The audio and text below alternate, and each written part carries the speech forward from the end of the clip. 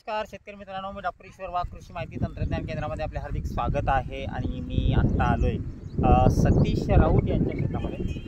खरं म्हणजे या गावचं नाव आहे लोणी बुद्रुक। खरं म्हणजे सकाराम महाराज यांचं या ठिकाणी खूप मोठं संस्थान आहे। खूप मोठी, महाराष्ट्रात सगळ्यात मोठी यात्रा या ठिकाणी भरते। सकाराम महाराज यांनी या ठिकाणी तपश्चर्या केलेली आहे। त्यांनी शेवटचं हे या ठिकाणी निश्चितपणानं विदर्भामधली सगळ्यात मोठी यात्रा या ठिकाणी भरते। अगोदर मी या गावाला आलो होतो, इथं आपण विहिरीचा पॉईंट दिला होता, त्या पॉईंटला एकदम एक नंबर पाणी लागलेलं आहे। तर आत्ता खरं म्हणजे बरेच शेतकरी असे म्हणत होते की मला तुम्ही लाईव्ह दाखवा, तुम्ही कशा पद्धतीनं पाणी चेक करता। तर मी प्रत्येक वेळेस आपल्या व्हिडिओतून सांगत असतो आपल्या प्रेक्षकांना।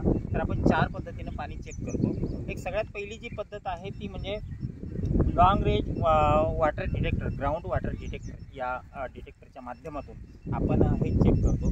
यामध्ये सगळ्या फ्रिक्वेन्सी दाखवतात। तर आत्ता हा जनरली आम्ही पॉईंट फायनल केलेला आहे। हा विहीर पॉईंट आहे, 2 पॉईंट आहे, हे आम्ही आत्ता ठरवणार आहोतच। तर या ठिकाणी आपण लाईव्ह बघू शकता की जेव्हा या पॉईंटवर आपलं मशीन जातं तेव्हा हे मशीन ॲटोमॅटिक रोटेट होते, म्हणजे राऊंड करते। खरं म्हणजे हे जर्मन टेक्नॉलॉजीचं मशीन आहे, परंतु नुसत्या मशीनच्या साह्यानंच आपण करत नाही। आपण 4 पद्धतीनं पाणी चेक करतो। एक करतो या मशीनच्या साह्यानं, दुसरं करतो यल रॉड। खरं म्हणजे ही जी डाउजिंग सिस्टम याला म्हटली जाते।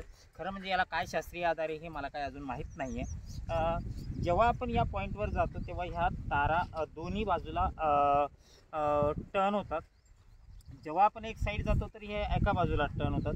हा पॉईंट इन जनरल मशीनच्या साह्यानं आपण हा फायनल केलेला आहे। यामध्ये आपण हे यल रॉड, लोखंडी रॉड 3 फुटीमध्ये वापरले। तर हे रॉडसुद्धा या ठिकाणी दोन्ही बाजूला मूव्ह होतात।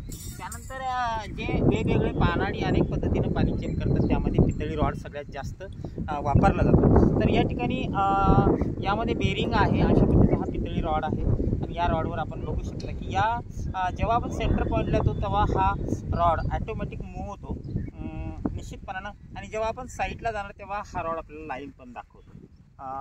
कदाचित या अगोदरचा आत्तापर्यंत जवळजवळ आपण 500-600 बोर किंवा त्यातल्या काही विहिरी झाल्या।